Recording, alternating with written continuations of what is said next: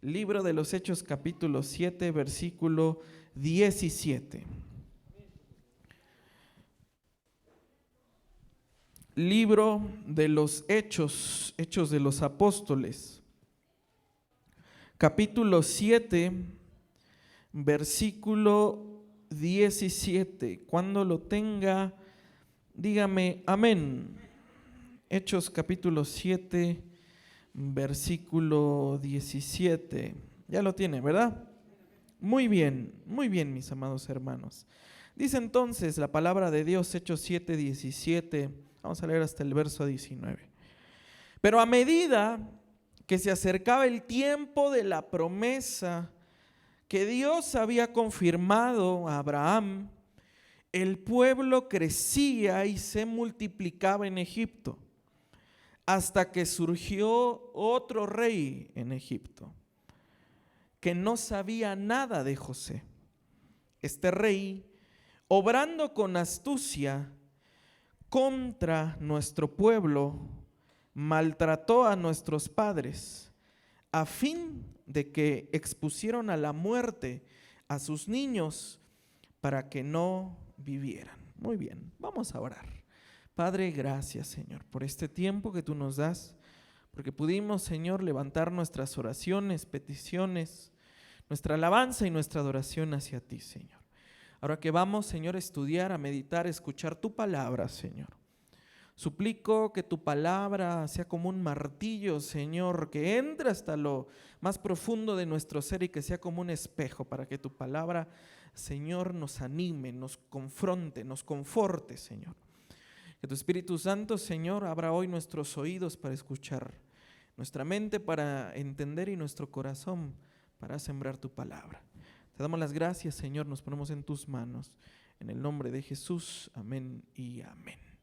Gloria a Dios. Dice amén. Muy bien, mis amados hermanos, el tema que quiero tratar con ustedes esta tarde que el Señor nos ha regalado, yo le puse Egipto y Madián, la escuela de Dios. Egipto y Madián, la escuela de Dios. El discurso de Esteban, aquí en Hechos capítulo 7, sigue avanzando de una manera magisterial, sigue avanzando de una manera impresionante.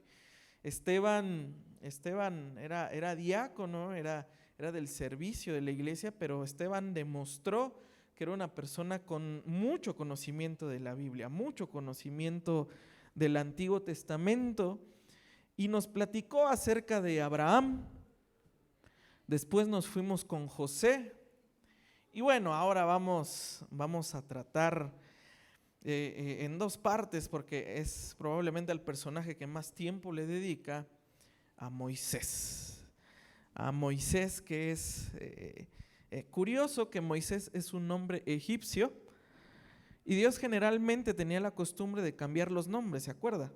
Dios le cambiaba los nombres. Curioso que a Moisés no se lo cambió. ¿No? A Moisés no le cambió el nombre, aquel que es sacado del agua, aquel que es sacado de las aguas, el nombre de Moisés. Y bueno, Esteban quiere dar toda una cátedra acerca de quién era Moisés y quién es Moisés para el pueblo judío y para nosotros, como Moisés, la vida de Moisés es aplicada a ciertos aspectos de nuestra vida, y de alguna manera Moisés llega a ser un espejo por ciertos eventos que tuvo a lo largo de su vida.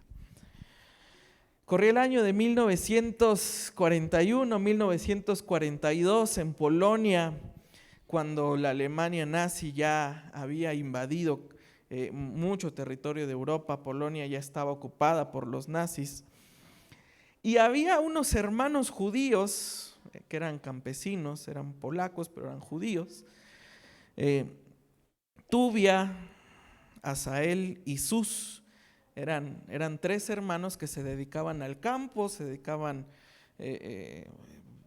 pues sí, eran prácticamente granjeros en medio de los bosques de Polonia, de Belarus.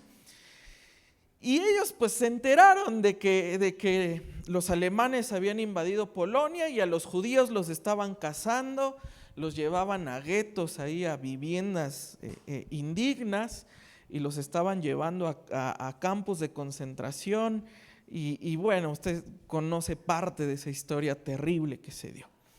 Y estos 3 hermanos dijeron, pues a nosotros no nos van a agarrar. A mi para esto vieron a parte de su familia muerta. Llegaron los alemanes y mataron.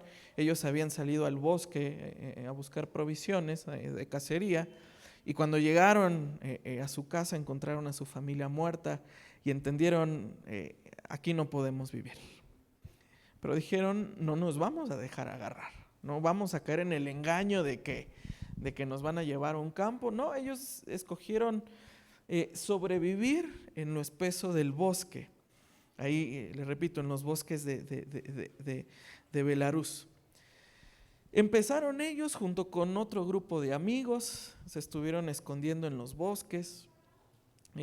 Otra gente se les fue juntando porque dijeron, no, hay un campamento en medio del bosque, y juntaron a más de 1,200 judíos.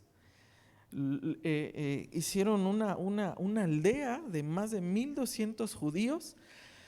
Hicieron una panadería, hicieron un hospital, formaron una especie de gobierno, y les enseñaron aparte a usar las armas, ¿no? para defenderse, porque tuvieron varios enfrentamientos con los alemanes, y a todos les enseñaron a usar las armas, con tal de que pudiesen sobrevivir. A esa aldea en medio del bosque de Belarus le empezaron a llamar la Jerusalén del bosque, ¿no? Algunos judíos que se escapaban de campos de concentración o lograban escapar de alguna redada de los nazis, les hablaban por ahí, oye, tienes que llegar a la Jerusalén del bosque. Ahí están los hermanos Tubia, Asael y Sus, ellos están liderando un campamento y tienes que ir a la Jerusalén del bosque. Y así llegaron ancianos, llegaron mujeres, llegaron niños, hicieron una aldea, construyendo incluso escuelas. O sea, construyeron ahí improvisadamente la sinagoga para seguir aprendiendo de la ley, su panadería, su hospital y un lugar de adoración, y se movían constantemente, se movían. Cuenta la historia que en una de las redadas que los nazis trataron de cazarlos y de destruirlos,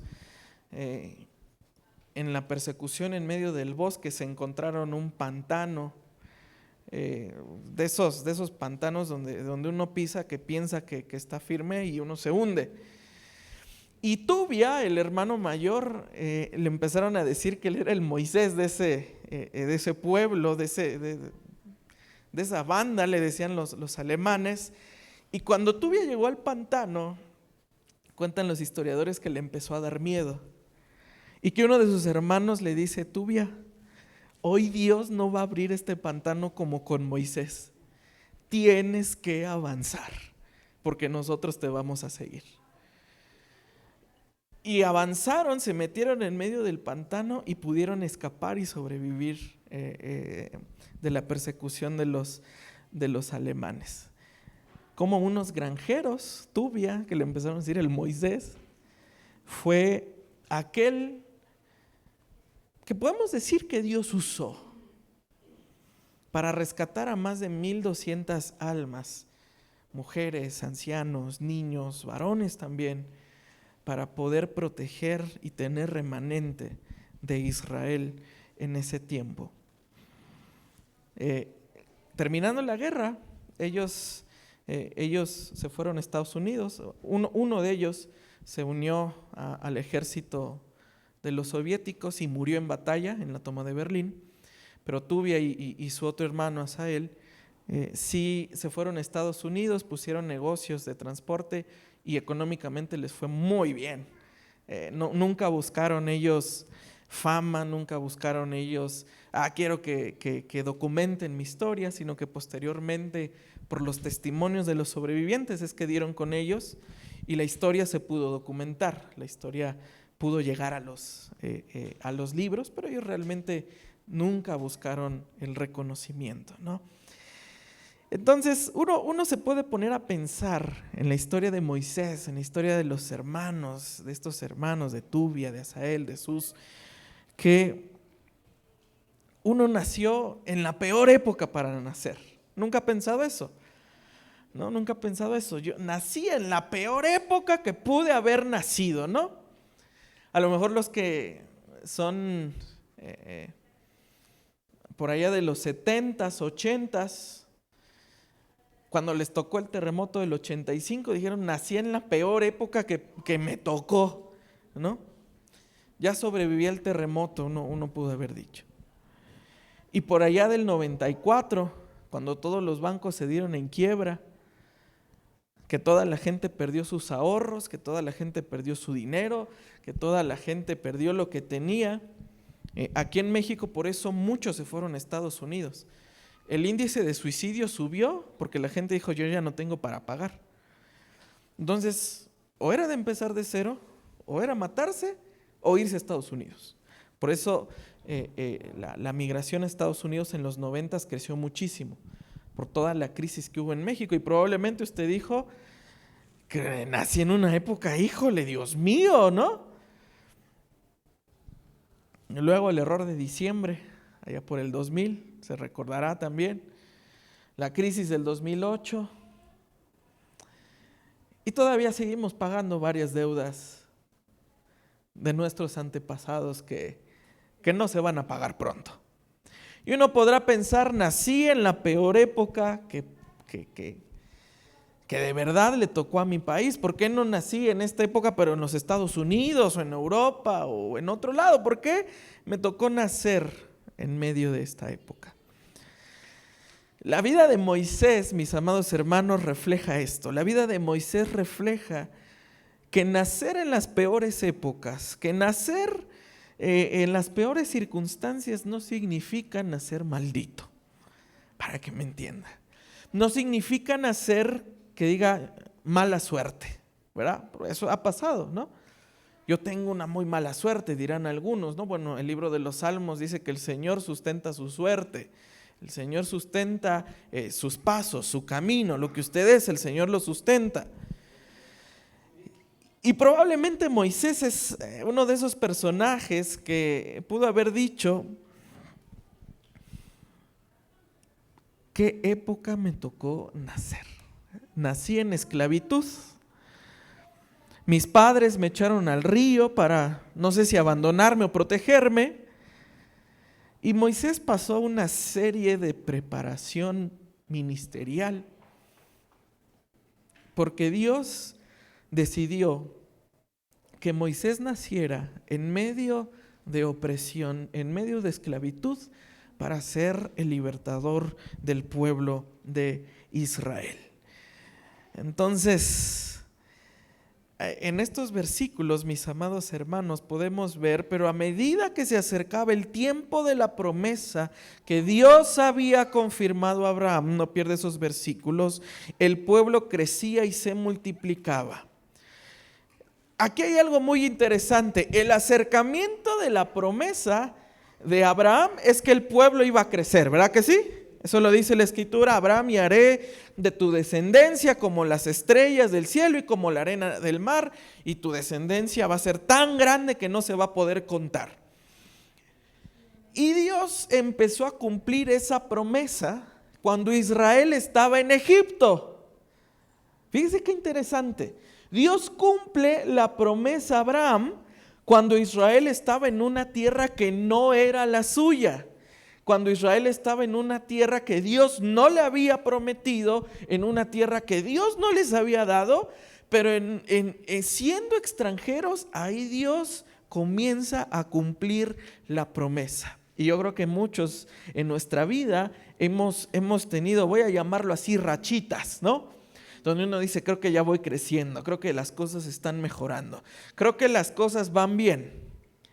Pero a veces estamos en medio de Egipto, que se levanta un loco, que se levanta una persona que quiera hacernos daño. En este caso dice otro rey que no sabía nada de José, y obrando con astucia maltrató a nuestros padres a fin de que expusieran a la muerte a sus niños para que no vivieran. Entonces la promesa se va levantando, todo parece ir bien, parece que Dios está cumpliendo su promesa, en la vida me está comenzando a ir bien, pero nunca falta un evento en la vida que me tumba todo, ¿verdad que sí?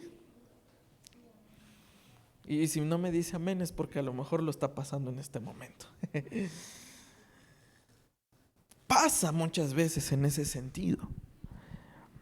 A lo mejor uno puede decir, mira, económicamente me está yendo muy bien, pero familiarmente me está yendo muy mal. O familiarmente me está yendo muy bien, pero económicamente me está yendo muy mal. Entonces aquí uno es donde le pregunta a Dios, bueno, Señor, o me estás cumpliendo la promesa o no me estás cumpliendo la promesa. O sí me está respaldando o no me está respaldando. El mensaje que deja estos versículos, mis amados hermanos, es que Dios sigue siendo fiel en medio de la opresión. Las promesas, el cumplimiento de las promesas de Dios se da en un contexto de sufrimiento y esclavitud. El florecer de la promesa de Dios a veces no necesariamente se da en contextos y en ambientes bonitos.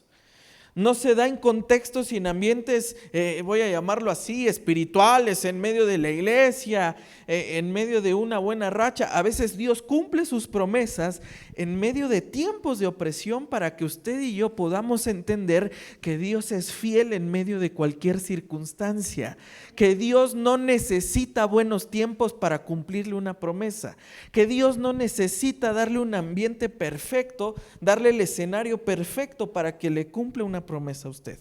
Dios le puede cumplir una promesa en medio de su opresión y de su sufrimiento. Dice amén a eso. Dios envió a Moisés en medio de tiempos difíciles. Vino al mundo en un tiempo de crisis, de genocidio. Dice el libro de Éxodo, ahí en Éxodo capítulo 1, que cuando Moisés nació, me da risa la verdad como dice. Dice que el niño era hermoso, ¿verdad? ¿Y sí sabe quién escribió Éxodo? Moisés. Entonces, ¿qué dijo? Vamos a poner que era hermoso de parecer, ¿no?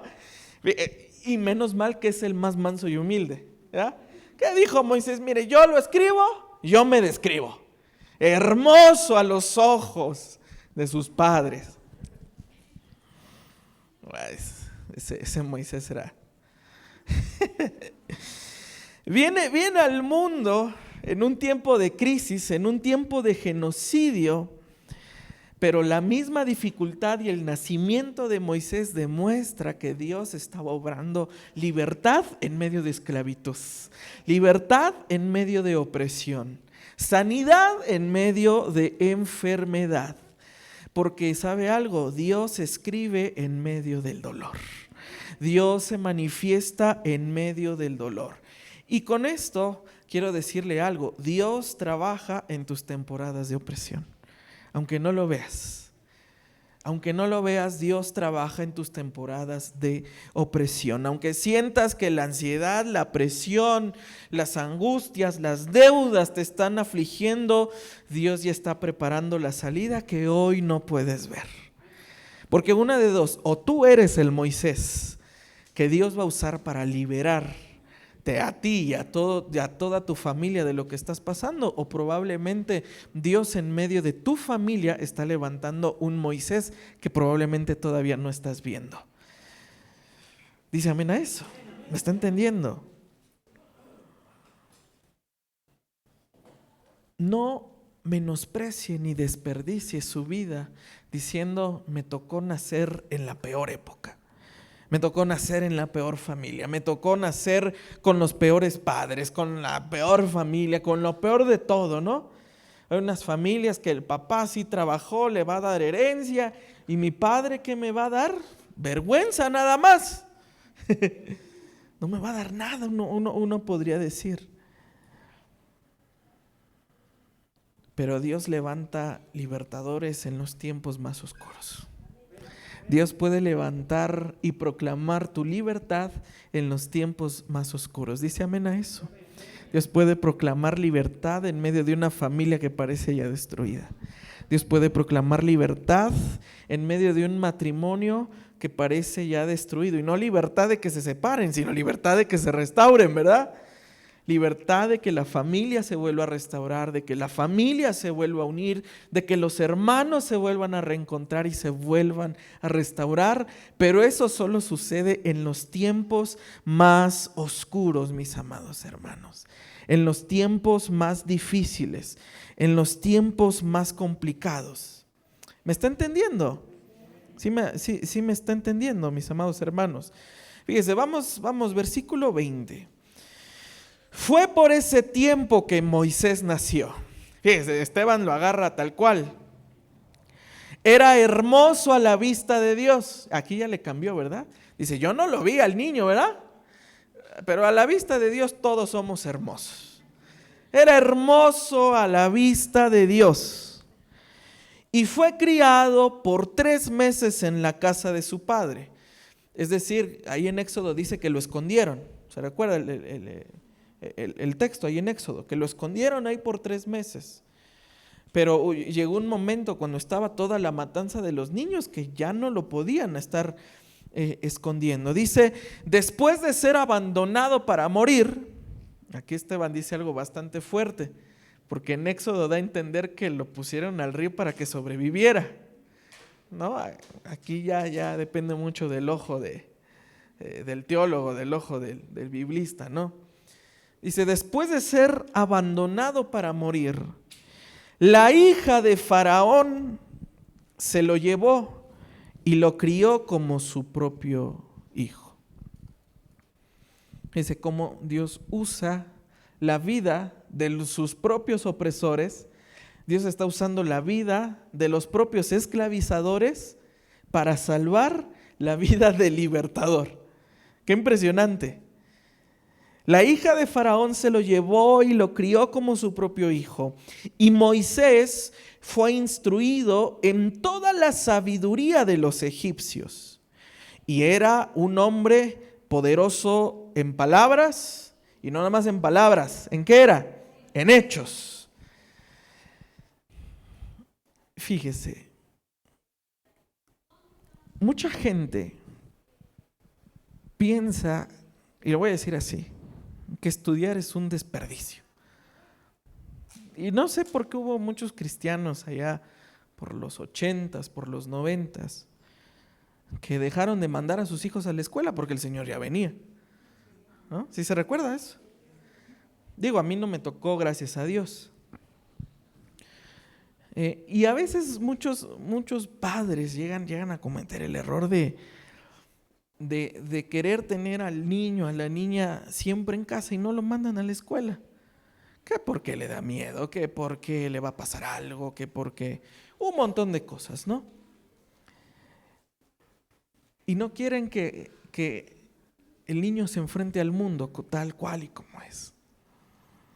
Jesús dijo en Juan capítulo 17, cuando estaba orando por sus discípulos y por nosotros, no te ruego, Señor, que los quites del mundo, sino que los guardes del mundo.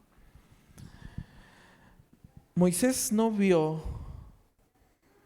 todo el conocimiento que adquirió en Egipto, todo el conocimiento que adquirió en la escuela de los egipcios como un desperdicio, sino que lo vio como una preparación para lo que Dios tenía para con él. ¿Cómo vas a tomar la escuela que la vida te tiene a ti? Eso va a definir mucho la vida de nosotros. Porque muchos toman la escuela del sufrimiento como años perdidos. Como años perdidos. Tengo un familiar, no le voy a decir quién, porque si escucha este mensaje me va a regañar.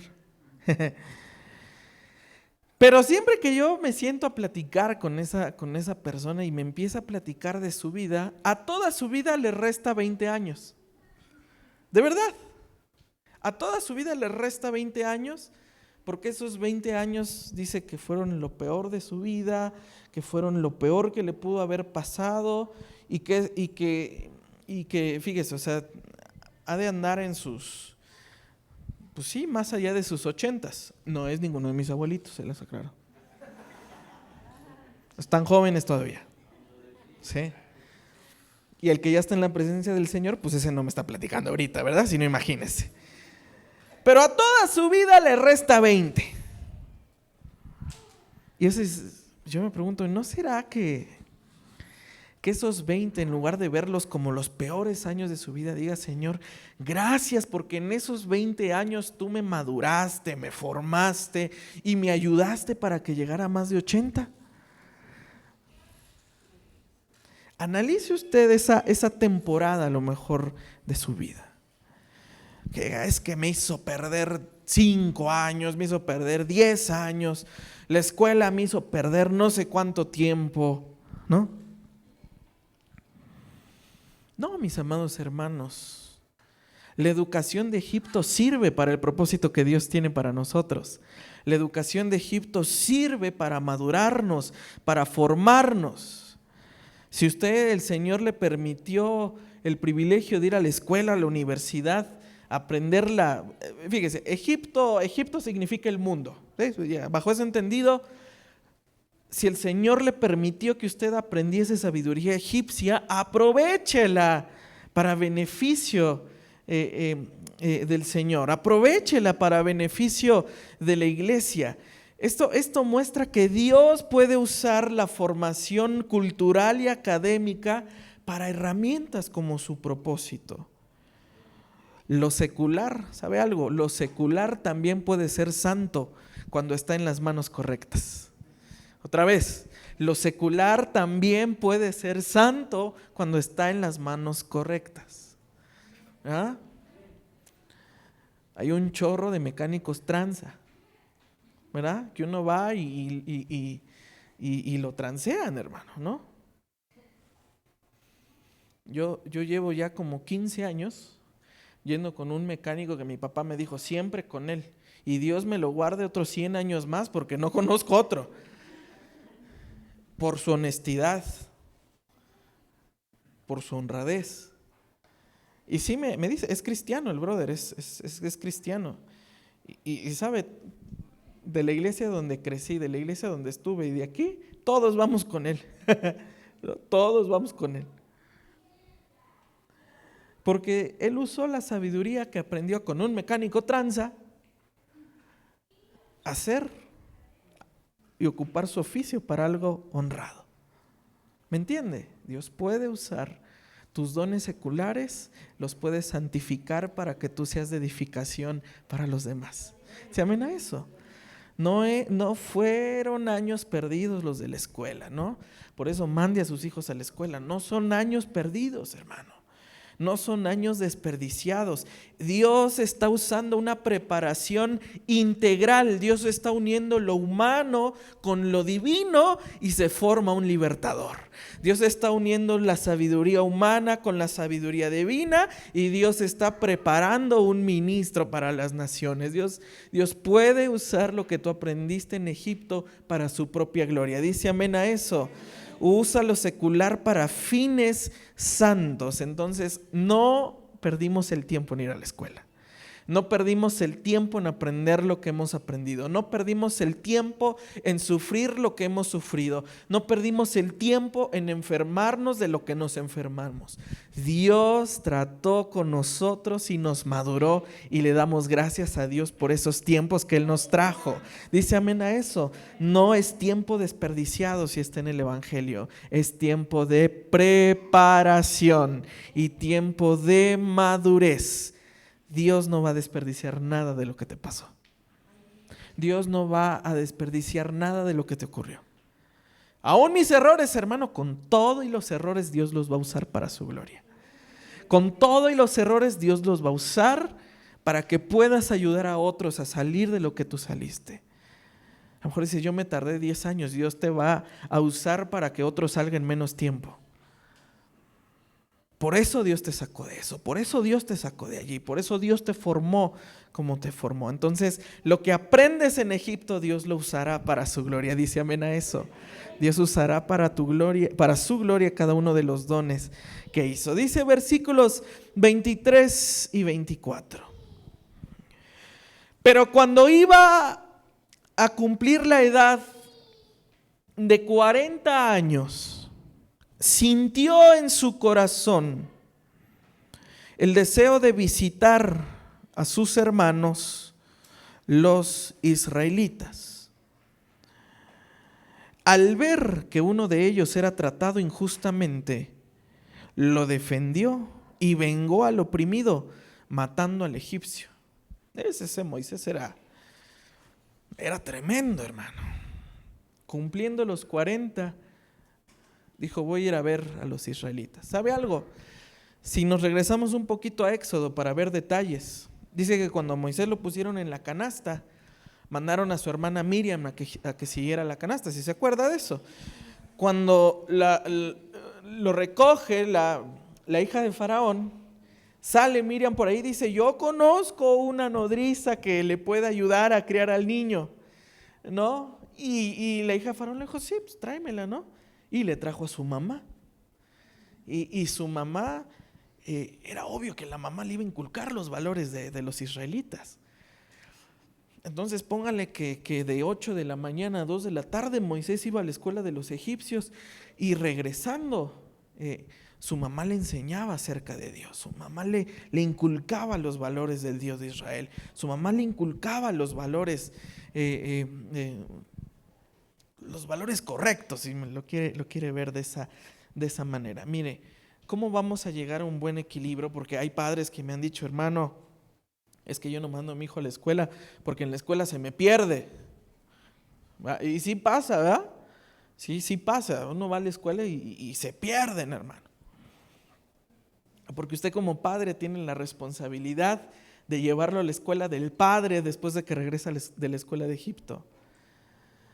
Tiene usted que estar al pendiente de su muchacho, de su muchacha. No nada más, ¿cómo te fue? Bien, ¿verdad? Así como yo, ¿cómo te fue? Bien, ¿cómo estás? Bien, ¿todo bien? Sí, bien. No, a ver. ¿Cuál es la tarea de hoy? ¿Cuál es? Hágame favor, ¿no? Debe usted de llevar a su hijo a la escuela del padre una vez que pase por la escuela de Egipto. Para que cuando crezca tenga el deseo de buscar a Dios, tenga el deseo de seguir en el camino del Señor. Moisés tuvo ese deseo, pero tuvo un mal impulso.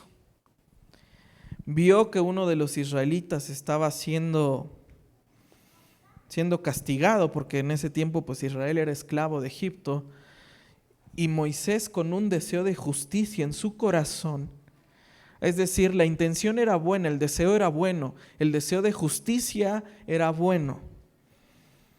Moisés mostró sensibilidad por el sufrimiento de su pueblo, revelando que ya llevaba la semilla del libertador. Eso demuestra eso, cuando Moisés sintió presión en su corazón de que estaban maltratando a los israelitas, Moisés ya llevaba la semilla del libertador.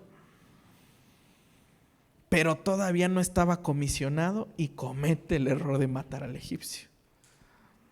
Y uno pensará, el israelita le dio las gracias, ¿verdad? No fue así, ¿no? Antes de adelantarnos a eso, ¿qué deseo Dios ha puesto en tu corazón por cumplir? ¿Qué deseo Dios ha puesto en tu corazón que tienes que llevar a cabo? ¿Qué deseo Dios ha puesto en tu corazón que dices, mi corazón arde por este motivo para la gloria de Dios? Mi corazón arde por este motivo, porque el llamado sí se va revelando desde temprano. El llamado de Dios sí se va alumbrando desde temprano. Todavía no era comisionado por Dios, todavía no era llamado por Dios, pero ya sentía la pasión de la libertad por su pueblo. Ya sentía la pasión de la libertad por Israel, ¿no? Y ahora tomó acción, pero no tomó dirección. Ese es un error que a veces cometemos. Tomamos acción de las cosas, pero no tomamos dirección. No le preguntamos a Dios, Dios, ¿es esto lo que tú tienes para mí? ¿Ya es el tiempo, Señor? ¿Ya lo tengo que hacer, Señor? Y a veces tomamos acción movidos por el impulso, pero no tomamos dirección, mis amados hermanos. El celo sin madurez puede ser destructivo. el llamado, si no tiene madurez, va a terminar destruyendo, va a terminar matando, va a terminar afectando. ¿De qué hay llamado? Sí hay un llamado. Pero ¿cuál es el problema? Que todavía no está maduro, que todavía no está preparado. Dios no solo despierta la pasión, sino que te va a madurar también para que ese llamado, ese don lo desarrolles de la mejor manera, ¿no? Entonces, todo impulso debe de ser guiado por Dios. La pasión por sí sola no basta. La dirección divina nos va a llevar a buen puerto, nos va a llevar a la meta perfecta. Ya hay un llamado, probablemente en tu corazón ya está ardiendo algo, pero a lo mejor todavía no es el tiempo de hacerlo. Todavía no es el tiempo de ejecutarlo. Ahora, ¿qué pasa si ya me ganó el impulso? ¿Qué pasa si ya me ganó el deseo de hacer? Lo hice y me salió mal. Le hago la pregunta, hubo consecuencias, pero ¿Dios le quitó el llamado a Moisés? No. Los errores iniciales no cancelan el llamado. Los errores que cometimos anteriormente no cancelan el llamado de Dios. Dios puede tomar incluso nuestros tropiezos, Dios puede tomar incluso nuestros errores para entrenarnos, para formarnos, para madurarnos y para llevarnos en obediencia y paciencia al buen llamado que Dios tiene para nosotros. Dice amén a eso. Entiéndame, amado hermano. Los errores que cometimos, por muy grandes que pudieron haber sido, no cancelan lo que Dios tiene para nosotros. Pero necesitamos ser guiados por Dios. Amén. Fíjese. Versículos del 25 al 27. Pensaba que sus hermanos entendían que Dios les estaba dando libertad por medio de él. Pero ellos no entendieron. Y al siguiente día se les presentó, cuando dos de ellos reñían, estaban peleando, y trató de poner paz entre ellos diciendo: varones, ustedes son hermanos, ¿por qué se hieren el uno al otro? Pero el que estaba hiriendo a su prójimo lo empujó diciendo: ¿quién te ha puesto por gobernante y juez sobre nosotros? Fíjese, el llamado incomprendido o el ministerio incomprendido. Moisés pensó que lo iban a entender, y cuando Moisés mató al egipcio dijeron: ahora sí ya puedo entrar en paz porque ya vieron que estoy de su lado. No, me van a recibir con aplausos, me van a recibir con agradecimiento. ¿Verdad que a veces eso pues uno piensa? No, me van a recibir bien, hice una buena obra, y resulta que somos rechazados. ¿No ha hecho algo así con su familia cuando usted: voy a hacer esto por mi familia? Y uno llega con la familia esperando a ser bien recibido. ¿Quién te mandó a hacer esas cosas? ¿No le ha pasado? ¿Verdad que sí? ¿Y quién te mandó a hacer esas cosas? ¿Quién te pidió? Si no te lo pido, no lo necesito, ¿no? ¿No le ha pasado? Y si no le ha pasado, es porque usted es el que rechaza. El rechazo de Moisés dentro de su propia familia, lo apartaron con desprecio. Y de alguna manera es una figura de lo que le pasó a Jesús en Juan 1:11. A los suyos vino, pero los suyos no le recibieron. A veces, por eso Jesús decía: no se puede ser profeta en su propia tierra, ¿verdad? A veces uno no puede, hermano, de verdad, aunque uno tenga las mejores intenciones, aunque uno vaya con las mejores intenciones, no necesariamente va a ser bien recibido, sino que uno va a ser rechazado. Entonces es el llamado incomprendido. Aun siendo el escogido de Dios para liberar a Israel, Moisés fue rechazado por aquellos a quienes debía servir. Hágame favor. Moisés venía a servir al pueblo de Israel, venía a libertar al pueblo de Israel, y al pueblo al que le mandan a servir es el pueblo que lo rechaza. Es una paradoja divina. Pero esto, ¿sabe algo? Esto forma humildad. Esto forma carácter. Esto forma paciencia. Y esto forma amor cuando el otro no ama. Esto forma misericordia cuando el otro no tiene misericordia. No todos van a entender tu llamado. No esperes a que todos te reconozcan con el propósito que Dios te dio. Algunos lo van a despreciar, algunos lo van a rechazar. Aún los de tu propia familia a veces son los más duros. Pero el rechazo no cancela nuestro llamado. El rechazo no cancela nuestra misión. Y esto nos lleva a algo bien importante: aprender a depender de Dios más que de los hombres. Porque es Dios el que llama, Dios el que capacita y Dios es el que forma. Los hombres no. Cuando los hombres llaman, ¿sabe algo? Quien se pone solo se va a quitar. Tarde o temprano se va a quitar. Al que no fue llamado, esto lo digo con muchísimo cuidado, el que no fue llamado y se pone solo, puede suceder que termine muriendo lo que comenzó, porque no viene de Dios. La aprobación de los hombres no necesariamente es señal de aprobación de Dios. Que los hombres aplaudan y, ay, sí, qué bonito canta, qué bonito predica, qué bonito. No necesariamente eso significa que Dios esté confirmando el llamado de una persona. Suena fuerte, yo lo sé, suena duro, yo lo sé.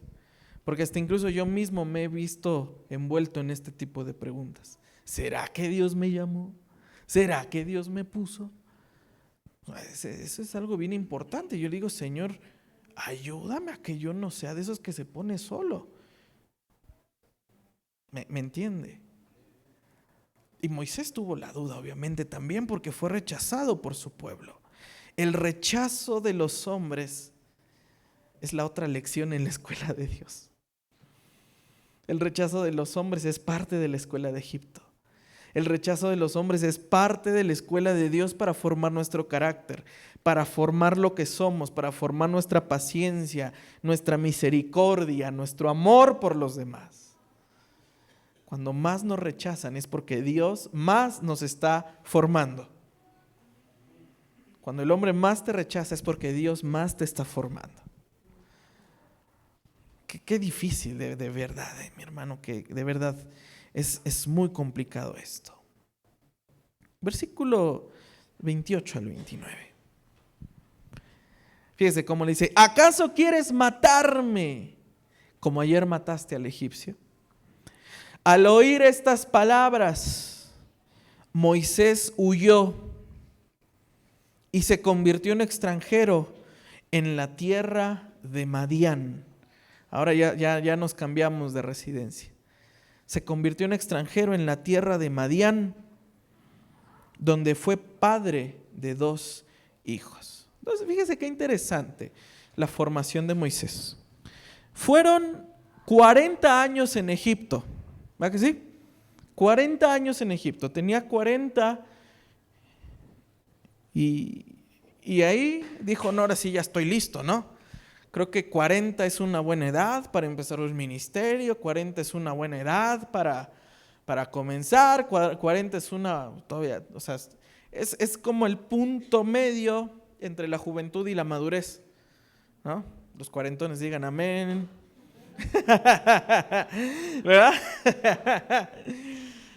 O sea, 40 es ese punto entre estar joven y estar maduro, estar fuerte. Probablemente Moisés dijo, ahora sí ya estoy listo, ¿no? Pues no. Se fue huyendo a Egipto, a Madián. ¿Y sabe cuántos años pasó en Madián? Otros 40. 40 años formándose en Madián. ¿Y sabe a los cuántos años Dios lo llamó a su ministerio? A los 80. Wow. La huida a Madián probablemente es un fracaso aparente. Yo creo que muchos de nosotros hemos tenido que salir huyendo a nuestro Madián, ¿verdad? Por un aparente fracaso. Tuvimos que salir huyendo a Madián porque ahí en esa casa ya no nos iban a recibir. Esa noche cuando dimos esa noticia, esa noche cuando dijimos que queríamos hacer algo, ese día cuando dijimos soy seguidor de Cristo, pues te lo vas a seguir a la calle porque en esta casa no. Y es un fracaso aparente, pero ¿sabe algo? El aparente fracaso es ese umbral de una nueva etapa de formación en Dios. Es ese nuevo umbral de una nueva etapa de lo que Dios tiene para nosotros. Decía la escritora Elizabeth Elliot, lo que nosotros llamamos fracaso puede ser el inicio de la obra más profunda de Dios en nosotros. Lo que nosotros llamamos fracaso puede ser el inicio de la obra más profunda de Dios en nosotros. Si saliste huyendo a Madián, no significa que ya fracasaste. Si saliste huyendo a Madián por medio de tu familia, por medio a que tu ministerio ya no va a florecer, a que tu servicio ya no va a florecer, a que tus dones ya no los vas a desarrollar, Dios te está llamando a formarte por un tiempo más. Y no como Moisés, otros 40, no, tampoco tanto. Sino que simplemente Dios te está llamando a una nueva etapa de la escuela de Dios. ¿Ya te graduaste de Egipto? Excelente, vámonos ahora sí al posgrado. Vámonos al posgrado. La escuela de Dios es constante, la madurez de Dios es constante. El desierto es esa aula divina. Ahí en el desierto con los madianitas, fíjese, los madianitas eran enemigos de Israel, hermano, eran enemigos. Y Moisés se fue a emparentar con ellos. Hágame favor. Allá se encontró mujer, allá tuvo hijos, y el sacerdote de Madián, Jetro, se hizo su suegro. Hágame favor, si de por sí, digo, lo voy a decir, y mis suegros saben que todo es por broma. De por sí tener suegros es pesado. Ahora tener suegros enemigos, pues imagínese, ¿verdad?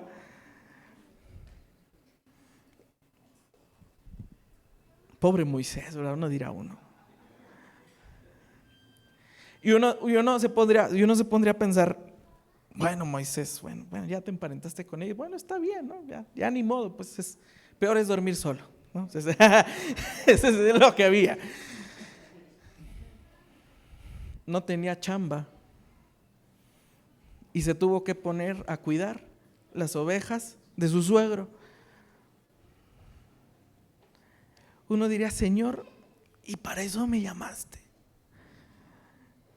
Señor, ¿para eso me pusiste? De venir,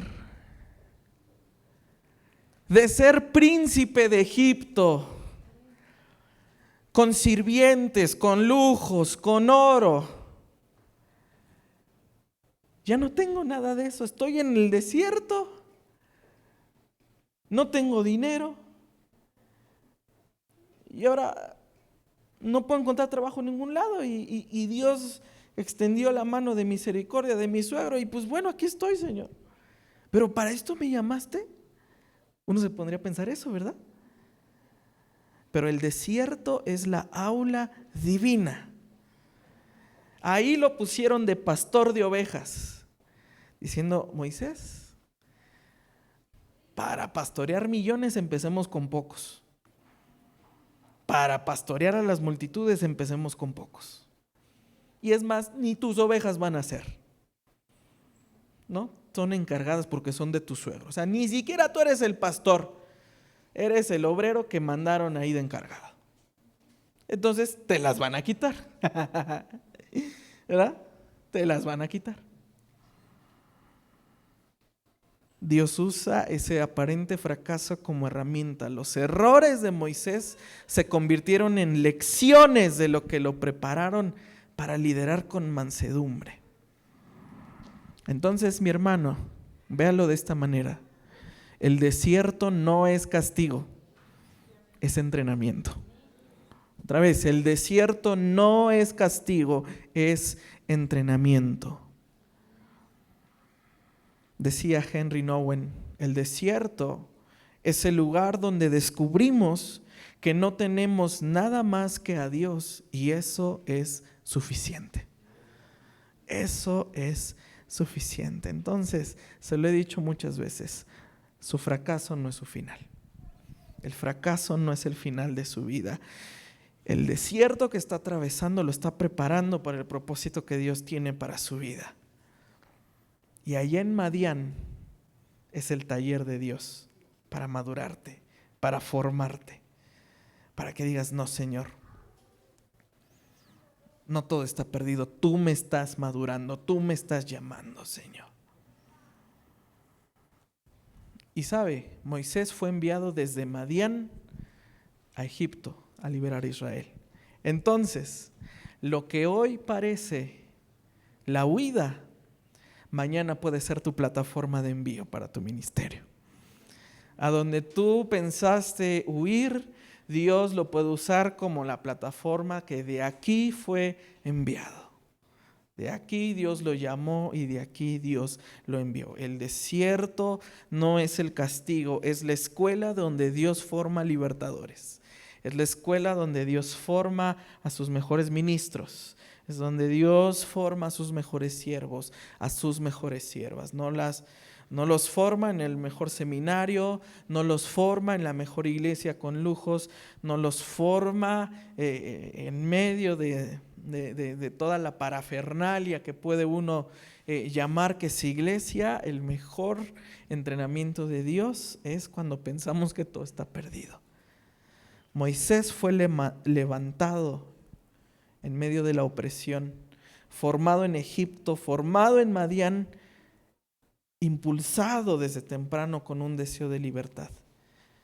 Pero Dios lo maduró, Dios lo formó, Dios lo preparó. Y yo creo, mis amados hermanos, que es lo que Dios quiere hacer con nosotros en este tiempo. Dice amén. Póngase de pie.